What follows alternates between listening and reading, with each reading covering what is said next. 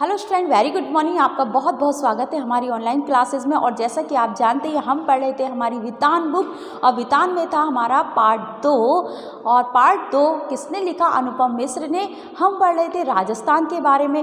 राजस्थान के बारे में हमने जाना कि वहाँ पर पानी की कितनी समस्या है और वहाँ के लोग जल प्राप्ति के लिए कौन कौन से उपाय करते हैं। उन्हीं में एक उपाय जो बहुत कठिन है, बहुत दुर्लभ है, जो आसानी से नहीं हो सकता, ऐसे ही फिर भी वो उस काम को करते हैं, यानी कि कुएं खोदने का काम था। उसके बारे में हमने जाना था हमारी इससे पहले वाली क्लास में।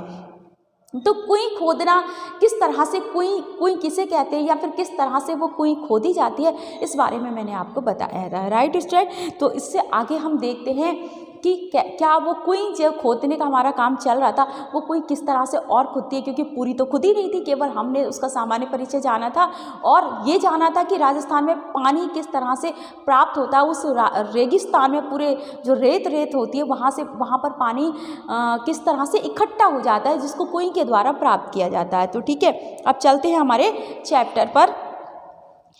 हमने पढ़ा था कि यह पट्टी वर्षा के जल को गहरे खारे भूजल तक जाकर मिलने से रोकती है। अब जो वर्षा का जल है, मैंने बताया था बारिश होती है तो जल क्या होता है कि उस रेत में समा जाता है, रेत के कण उसे सोख लेते हैं। और कैसे पता चलता है लोगों को?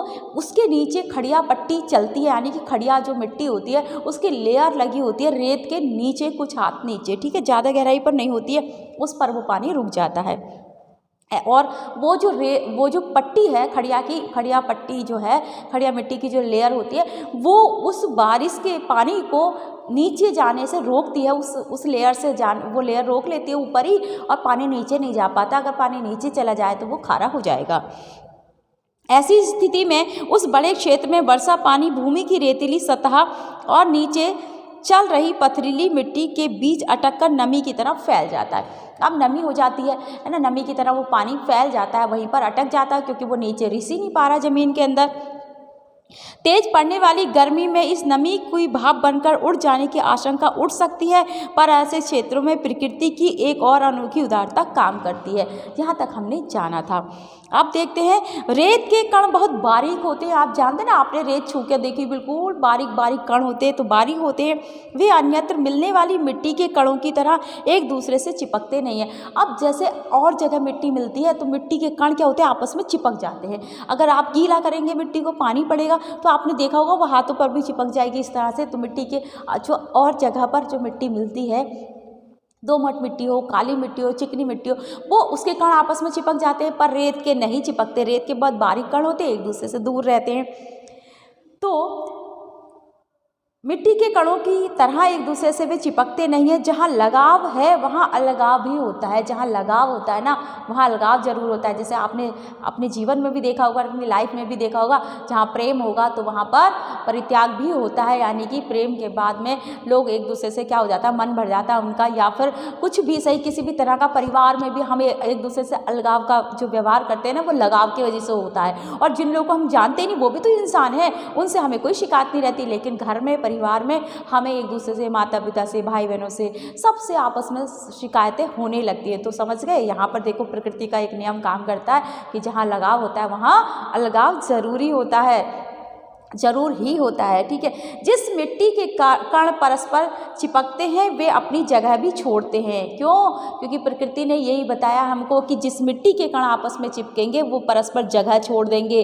कुछ कण इधर चिपके मिट्टी के, कुछ इधर चिपके, और बीच में दरार पड़ जाती है। दरार को ही अलगाव कहते हैं। प्रकृति में भी ऐसा होता है, और इसीलिए मनुष्य में भी ऐसा ही, मनुष्य का भी ऐसा नेचर हो गया है। तो यहाँ पर समझने की बात है, ठीक है। अपनी जगह पर छोड़ते हैं, अपनी जगह भी छोड़ते हैं। और इसलिए एक बार इसको और फिर से पढ़ती हूँ। जिस मिट्टी के कण परस्पर चिपकते हैं वे अपनी जगह भी छोड़ते हैं, और इसलिए वहाँ कुछ स्थान खाली छूट जाता है, कुछ स्थान वहाँ पर खाली छूट जाता है। जैसे दोमट या काली मिट्टी के क्षेत्र में गुजरात, मध्य प्रदेश, महाराष्ट्र, बिहार आदि में वर्षा बंद होने के बाद जब धूप निकलती है तो मिट्टी के कण चिपकने लगते हैं, ठीक है। अब ये जो बात बताई कि मध्य प्रदेश, महाराष्ट्र, बिहार, गुजरात, इन जगह में जो वर्षा होती है, जो बारिश होती है, उसके बाद जब बारिश बंद होती है तो मिट्टी के कण एक दूसरे से चिपकते हैं और इधर उधर से जगह बीच में खाली हो जाती है, यानी कि दरार पड़ जाती है। आप भी देखना कभी किसी मिट्टी को गीला करना, मिट्टी लेना और मिट्टी को गीला करना, गीला करने के बाद खूब उसको गीला करने के बाद में ऐसे से हाथ से मथ देना और उसको रख देंगे ना, तो जब धूप पड़ेगी तो उस मिट्टी में दरार आ जाएंगी। क्यों होता है वो? इस वजह से, है ना। वो क्यों होता है? वो उसका रीज़न यही है कि जो कण है मिट्टी के बहुत बारीक होते हैं, आपस में चिपक जाते हैं। रेत के साथ ऐसा नहीं होता, कितना भी पानी डालो उसमें दरार नहीं पड़ेगी। तो ठीक है, समझ गए, लगते हैं। और धरती में, खेत और आंगन में दरारें पड़ जाती है। कहीं पर भी, जहाँ पर भी ऐसी मिट्टी होती है वहाँ दरारें पड़ जाती है। हमारी साइड भी पड़ जाती है। आप कहीं पर भी देखना, आप घर पर भी मिट्टी का ऐसा प्रयोग करके देख सकते हैं जो मैंने बताया। धरती की संचित नमी इन दरारों में से गर्मी पड़ते ही वाष्प बनकर वापस वातावरण में लौट जाती है। और क्या होता है, जब धरती फट जाती है, यानी कि दरारें पड़ जाती है वो छोटी छोटी, तो उसके अंदर जो नमी है धरती के अंदर, वो सब भाप बनती है और फिर उड़ जाती है। पर यहाँ बिखरे रहने में ही संगठन है। अब यहाँ पर क्या है, कहते हैं कि लगाव में संगठन होता है, नहीं, मिलकर रहो तो संगठन होता है, लेकिन राजस्थान में कुछ उल्टा ही होता है। यहाँ बिखरे रहने में संगठन है, यानी कि जो रेत के कण दूर दूर दूर दूर सब में समांतर भाव से बिखरे रहते हैं, उसी में संगठन है ना। वहाँ पे क्या होता है, मरुभूमि में रेत के कण समान रूप से बिखरे रहते हैं, यहाँ परस्पर लगाव नहीं, इसलिए अलगाव भी नहीं होता। इनमें लगाव ही नहीं है, इन कणों में रेत के कण जुड़ते ही नहीं, एक दूसरे से लगाव नहीं है, पर इतना सारा प्रेम नहीं है तो फिर अलगाव ही नहीं है। जब लगाव, इतना प्रेम ही नहीं है तो अलगाव का क्या मतलब है भैया, टेंशन का क्या मतलब है, कुछ नहीं ना। तो ऐसी है इनका भी, रेत के साथ भी यही होता है। पानी गिरने पर कण थोड़े भारी हो जाते हैं पर अपनी जगह नहीं छोड़ते। अब जब इन पर पानी गिरता है रेत के कणों पर, ये भारी तो हो जाते हैं पर उसी जगह पड़े रहते हैं, ऐसे चिपकते नहीं है, हटते नहीं अपनी जगह से, तो अपनी जगह ये नहीं छोड़ते। इसलिए मरुभूमि में धरती पर दरारें नहीं पड़ती, भीतर समाया वर्षा का जल भीतर ही बना रहता है। इसलिए जब मरुभूमि में, रेत में, राजस्थान में, रेगिस्तान में जब भी बारिश पड़ेगी तो जो पानी होगा वो धरती के अंदर चला जाता है ना, लेकिन वो बाहर नहीं आ पाता, क्योंकि वो दरारें नहीं पड़ती। दरारें पड़े तो धूप पड़ेगी तो वो पानी वाष्प बन के उड़ जाएगा, पर ऐसा वहाँ नहीं होता। एक तरफ थोड़े नीचे चल रही पट्टी इसकी रखवाली करती है और दूसरी तरफ क्या होता है, जो ज़मीन के नीचे, रेत के नीचे खड़िया पट्टी जो चलती है ना, खड़िया मिट्टी की जो लेयर होती है उसके नीचे सरफेस पर, तो वो क्या होता है, वो उसकी रखवाली करती है, यानी कि वो पानी को सूखने से बचाती है, भाप बनने से बचाती है। तो दूसरी तरफ ऊपर रेत के असंख्य कणों का कड़ा पहरा बैठा रहता है। रेत के कण ऐसे होते हैं, वो खुद गर्म हो जाते हैं, नीचे नीचे तक उतना वो सूरज की किरणें पहुंच नहीं पाती हैं, तो वही वो पहरेदार की तरह रक्षा करते हैं उस पानी की। इस हिस्से में बरसी बूंद बूंद रेत में समाकर नमी में बदल जाती है, और जितनी भी बारिश होती है, कम भी हो तो भी वहाँ पर वो सब पानी जो होता है सूखने नहीं पाता, तो वो नमी में बदल जाती है। अब यहाँ कुएं बन जाए तो उसका पेट, उसकी खाली जगह चारों तरफ से भर जाएगी। देखो, अब इसीलिए वहाँ पर कुएं बनाने का काम होता है रेत में। उससे क्या होता है कि रेत के बीचों बीच जो पानी इकट्ठा हो जाता है नीचे खड़िया पट्टी पर जाकर, तो उसमें कुएं बना दी जाती है और रेत में समाई नमी को फिर से बूंदों में बदलती है। तो कुएं जब बन जाती है, गहरी कुएं बन गई, और जो रेत में जो नमी है ना, तो उस कुएं में उस नमी को इकट्ठा बूंद बूंद बूंद बूंद करके पानी इकट्ठा, ऐसे नहीं कि फटाफट से गड्ढा खोदा और पानी निकल आया, ऐसे नहीं आता उसमें पानी, बूंद बूंद करके रिस रिस कर वो सारी रेत का पानी उस कुएं में इकट्ठा हो जाता है। बूंद बूंद रिसती है और कुएं में पानी जमा होने लगता है। खारे पानी के सागर में अमृत जैसा मीठा पानी, ऐसा लगता है कि खारा पानी है सब जगह, है ना, नमकीन पानी है, लेकिन वो अमृत जैसा मीठा पानी। आपने देखा होगा, साइंस में आप पढ़ते होंगे ना कि पानी को जब साफ़ करना होता है, आपने पढ़ा होगा साइंस में कि जब पानी को साफ़ करना होता है तो पहले रेत डालो, फिर एसएसटी में, शायद एसएसटी में भी आपने पढ़ा होगा छोटी क्लासेस में, कि पहले भाई पत्थर भी डालो, फिर रेत डालो, फिर ये डाल, फिर उससे थोड़े बड़े वाले जिसको बजरपुट बोलते वो डालो, फिर रेत डालो, फिर उसमें पानी डालो, तो गंदा पानी जब ऊपर होगा और उसके बाद जब उनसे रिस के वो नीचे जब बाउल में इकट्ठा होगा, प्रैक्टिकल करके मैम ने आपको कभी दिखाया होगा, मैम ने, सर ने आपकी क्लासेस में, तो उसमें वो जो साफ़ पानी इकट्ठा होता है ना, तो वो रेत की वजह से वो पानी बिल्कुल अमृत के समान मीठा होता है। इस अमृत को पाने के लिए मरुभूमि के समाज में ने खूब मंथन किया। अब जो रेगिस्तान के लोग हैं, जो राजस्थान के लोग हैं, उनको भाई बड़ा सोचा, उन्होंने मंथन करा, अपने दिमाग को बहुत यूज़ किया, बहुत चलाया, बहुत युक्तियाँ सोची उन्होंने, तब जाके उनको ये वाला आइडिया आया कैसे हम इस पानी को इकट्ठा करें। ठीक है, तो खूब मंथन किया, अपने अनुभवों को व्यवहार में उतारने पर का पूरा शास्त्र विकसित किया। और उन्होंने जितना भी उनको तजुर्बा था उनकी उम्र के हिसाब से, उस मौसम के हिसाब से, क्या होता है देखो हम कैसे सीखते हैं नई नई चीज़ें, इतने सारे आविष्कार इस दुनिया में होते हैं, कैसे होते हैं जब हमको उसकी आवश्यकता होती है। जब हमें किसी चीज़ की आवश्यकता नहीं है तो क्या होगा। अभी आप देख सकते हैं कि हम क्या करते हैं, मनुष्य देखो हाथ पर खुजला सकते हैं, पैरों पर, कहीं पे भी, हमें सामने के पार्ट पर हम कहीं पे भी खुजला सकते हैं। लेकिन सबसे ज़्यादा अगर आपने देखा होगा ना प्रॉब्लम होती है, तो थोड़ी सी फनी बात है पर आपको सुननी ज़रूरी है। तो जैसे अब हमारी बैक पर, पीठ पर खुजली होती है, हम उसको नहीं खुजला सकते, देखो हाथ ही नहीं जाता हमारा, है ना, बड़ी दिक्कत होती है। तो उसके लिए कुछ ऐसी टेक्नोलॉजी होनी चाहिए कि भाई अपनी बैक पर भी आप मालिश भी कर सकते हो, अपना खुजला भी सकते हो। तो इस तरह से देखिए कोई भी आवश्यकता जब हमें पड़ती है तभी हम उसके लिए आविष्कार करते हैं। तो राजस्थान के लोगों को भाई पानी की बड़ी दिक्कत थी, वहाँ पानी नहीं था, तो उन लोगों ने भाई अपने अनुभव से, अपने जीवन से सोचा कि कैसे जो बारिश का पानी है, धरती से पानी प्राप्त होता है, उसको हम कैसे प्राप्त करें। तो उन्होंने पूरा एक इसका शास्त्र विकसित कर लिया, यानी कि उनके पास अनुभवों का बहुत सारा ज्ञान इकट्ठा हो गया। इस शास्त्र ने समाज के लिए उपलब्ध पानी को 3 रूपों में बांटा। अब जितने तरह के पीढ़ियों का अनुभव, सदियों का अनुभव जो लोगों के पास है राजस्थान में, उस पानी को कितनी 3 तरह से हम प्राप्त कर सकते हैं, तो 3 रूपों में उसको बांटा। कैसे? पहला रूप है पालर पानी। पहला रूप कौन सा है? पालर पानी। उन्होंने वो 3 तरह से हम पानी को रोक सकते हैं, प्राप्त कर सकते हैं, अपने यूज में ले सकते हैं। तो पहला है उसमें पालर पानी, यानी सीधे बरसात से मिलने वाला पानी है, सीधे जो बारिश से मिले उस पानी को क्या कहेंगे? पालर पानी। बारिश हुई और आपने क्या किया, उसको पूरा इकट्ठा कर लिया। इकट्ठा करने के लिए भी पानी बहुत सारी चीज़ें, बहुत सारे तरीके हैं। ठीक है, यह धरातल पर बहता है। कौन सा? जो बरसात से मिलने वाला पानी, यह धरातल पर बहता है और इसे नदी, तालाब आदि में रोका जाता है। यहाँ आदि शब्दों में भी बहुत कुछ छिपा है, इसका पूरा विवरण आगे कहीं और मिलेगा। अब यहाँ पर लेखक लिखते हैं कि भाई देखो, जो मैंने पालर पानी की बात की वो तालाबों, नदियों में बह जाता है। बारिश का पानी की बात हो रही है, इसमें बहुत सारा, इसको कई तरह से रोका जा सकता है। और वहाँ पे उन्होंने कर दिया, तालाबों में रोका जा सकता है, और क्या कहते हैं, नदियों में रोका जा सकता है। आदि लिख दिया उन्होंने, आदि शब्द, यानी कि इस आदि शब्द के पीछे बहुत सारे और तरीके छिपे हुए हैं। इसकी चर्चा आगे पाठ में मिलेगी, किस किस तरह से बारिश के पानी को कैसे कैसे रोका जा सकता है। ठीक है, पानी का दूसरा रूप पाताल पानी कहलाता है। पहला पालर पानी आपको ध्यान रखना है, दूसरा पाताल पानी।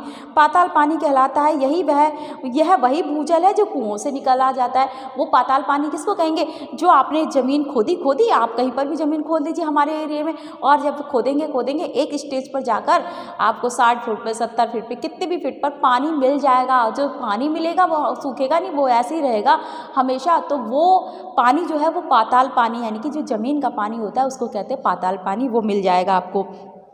फिर है पालर पानी और पाताल पानी के बीच पानी का तीसरा रूप है रेजानी पानी। ठीक है, पाताल पानी जमीन के अंदर से निकलने वाला पानी, पालर पानी जो बारिश का पानी, इन दोनों के बीच में जो पानी है उसको कहते हैं रेजानी पानी। धरातल से नीचे उतरा लेकिन पाताल में ना मिल पाया पानी रेजानी है। धरातल से तो उतरा, जमीन के अंदर तो वो गया, लेकिन क्या हुआ, पाताल तक नहीं पहुंचा वो पानी, तो उसको कहते हैं रेजानी पानी।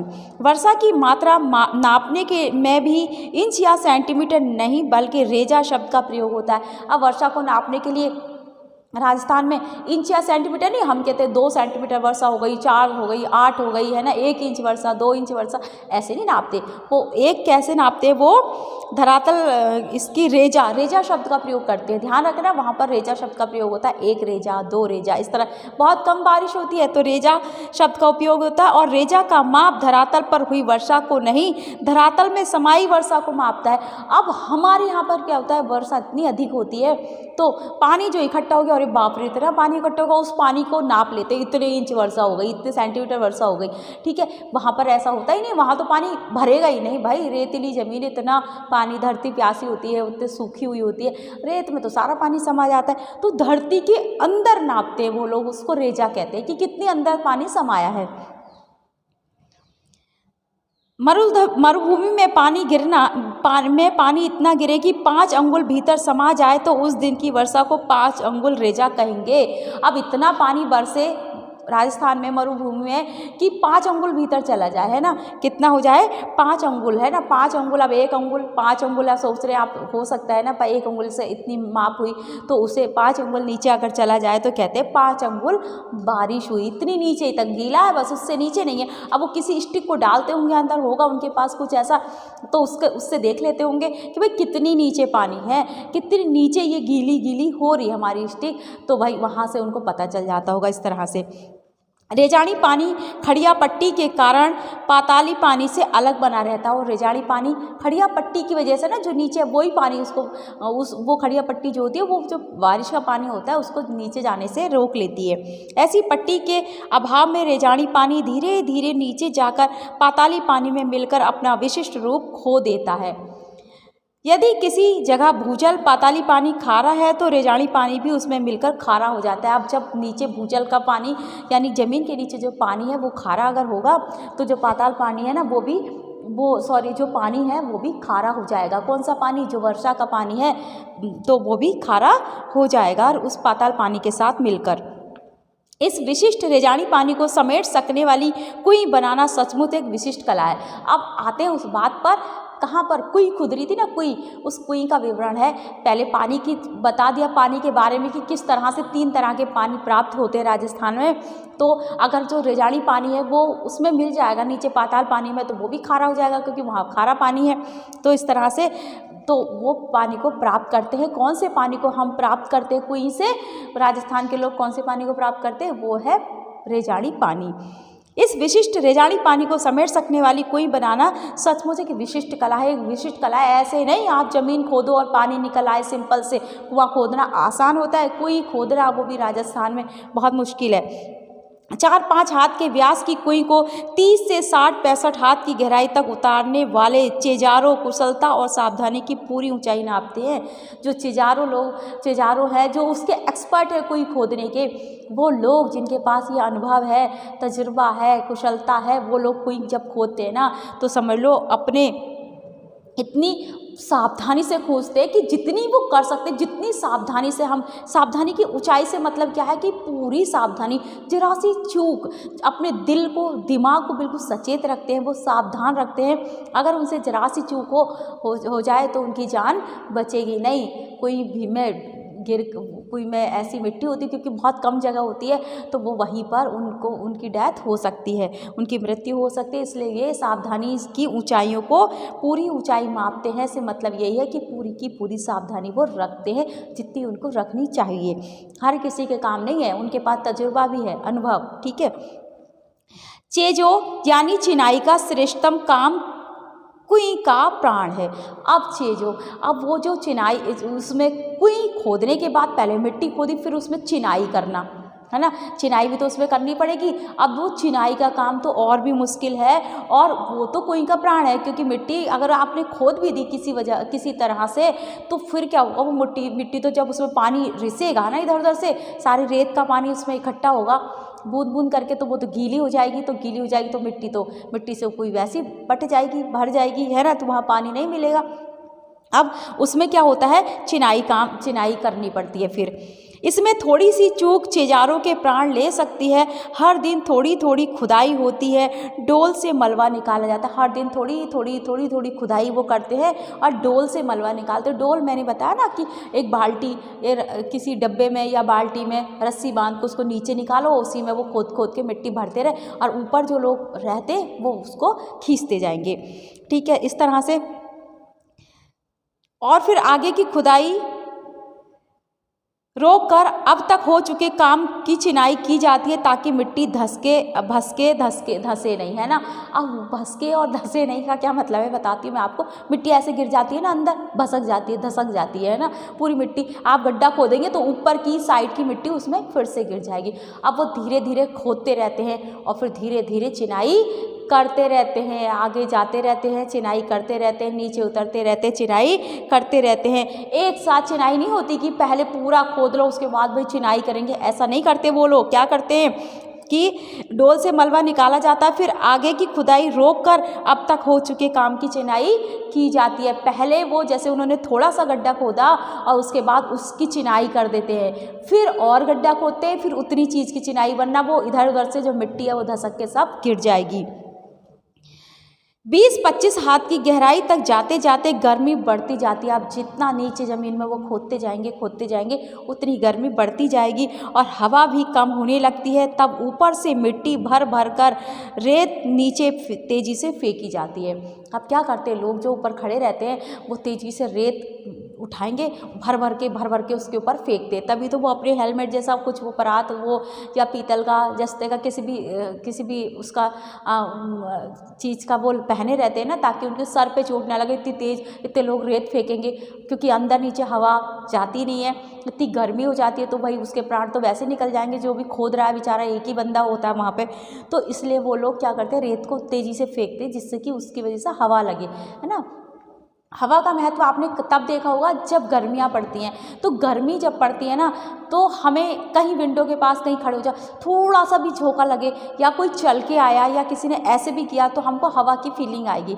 जाड़ों में नहीं आएगी, आज का विंटर में नहीं आती, समर्स में आप देखना थोड़ी सी भी फीलिंग आपको बहुत अच्छी लगती है। ऐसे ही वो जो खुदाई करते हैं उनको उस रेत के फेंकने से जो थोड़ी थोड़ी हवा मिलती है, इतनी ज़्यादा नहीं मिलती कि झोंका आया हवा का, तो उस वजह से ही वो जीवित रह पाते हैं। बस उनको अपना मन संभालना, अपने शरीर को संभालना होता है।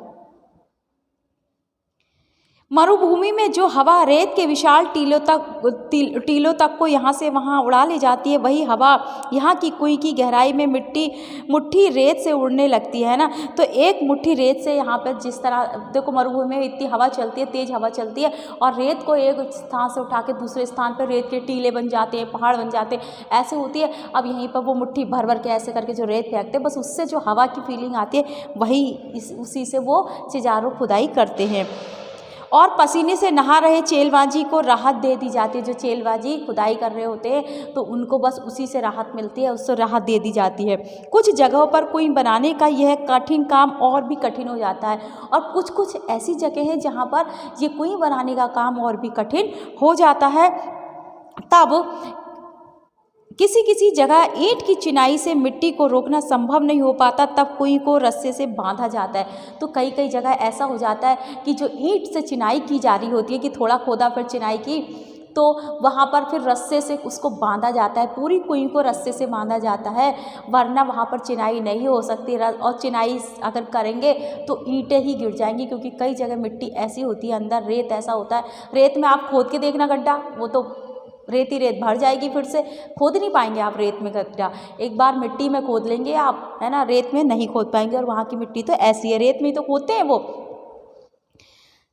पहले दिन कुएं खोदने के साथ साथ खीप नाम की घास का ढेर जमा कर लिया जाता है। और जो कठिन क्षेत्र होते हैं उनमें जब कुएं खोदी जाती है तो पहले दिन वो एक घास होती है, खीप नामक घास होती है, विशेष तरह की घास होती है, उसको जमा कर लेते हैं। ढेर सारी घास जमा कर लेंगे और चिजारों खुदाई शुरू करते। तब जब वो रेत जमा कर लेते हैं, तब जाकर वहाँ पर चिजारों क्या करते हैं, खुदाई करते हैं। और बाकी लोग खीप की घास से कोई 3 अंगुल मोटा रस्सा बटने लगते हैं। और क्या करते हैं बाकी लोग, जो रस्सा होता है, वो जो घास होती है, खीप की जो घास होती है, विशेष तरह की जो घास होती है, उससे ऐसे करके रस्सा बटते, कोई 3 इंच मोटा रस्सा, खूब मोटा रस्सा उसको बट लेते हैं। और उसी रस्से से फिर वो कुएं को बांधना शुरू करते हैं। तो किस तरह से कुएं को बांधते हैं ये लोग, किस तरह से इस रस्से वाले चिनाई ना करके इस रस्से वाली रस्सी से कोई रस्से से उस कुएं को बांधते हैं, कैसे उस मिट्टी को धंसने से रोकते हैं, ये सब बातें जानेंगे हम अपनी नेक्स्ट वीडियो में। तो आज के लिए इतना ही, थैंक यू।